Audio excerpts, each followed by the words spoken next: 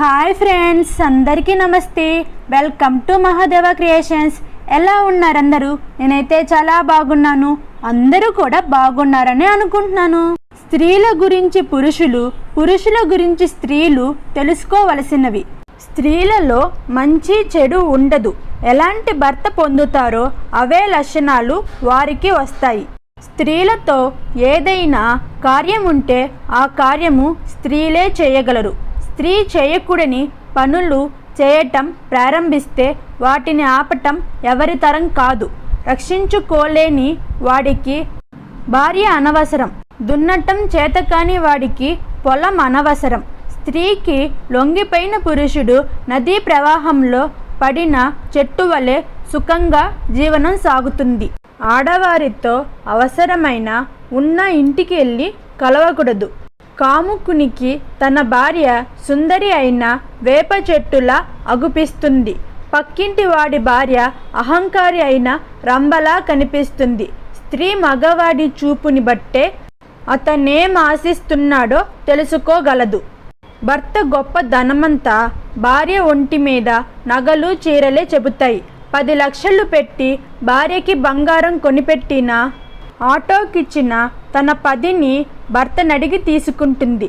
స్త్రీ తప్పు చేసిందంటే 2 కారణాలు. 1 భర్త చేతకానితనము, 2 అవసరము. ఏ స్త్రీ కూడా ఒళ్ళు కొవ్వెక్కి తప్పు చేయదు. ప్రేమతో స్త్రీ శృంగారాన్ని అందిస్తే పురుషుడు ఆ స్త్రీ చుట్టూ తిరుగుతాడు.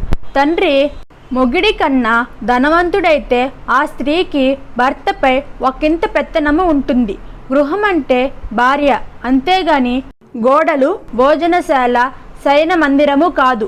భార్యతో ఏకాంత సమయాన ఏ వాగ్దానం చేసినా అది ఆపై చేయకపోవడం దోషం కాదు. స్త్రీకి పురుషుడే జీవితం. పురుషునికి జీవితంలో స్త్రీ ఓ భాగం మాత్రమే. తల్లి గొప్పదా, భార్య గొప్పదా అంటే ఇద్దరూ గొప్పవారే. ఒకంత భార్య గొప్పది. స్త్రీ శృంగారానికి పనికి రాకపోతే ఒక్క స్త్రీ కూడా భూమి మీద బ్రతికుండదు. స్త్రీ ఇంట్లో కొడితే భరిస్తుంది.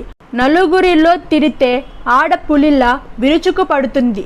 భర్త భార్యని భద్రంగా, రక్షణగా మాత్రమే చూసుకుంటాడు. కానీ భార్య భర్త గౌరవాన్ని, సంతానాన్ని, ధనాన్ని కాపాడుతుంది. సేవకురాలిగా, తల్లిగా, స్నేహితురాలిగా, మంత్రిగా, వీటన్నిటికీ మించి ప్రేమగా, భక్తిగా చూసుకుంటుంది.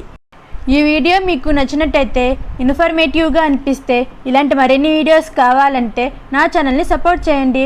Like, share, subscribe my channel. Thanks for watching.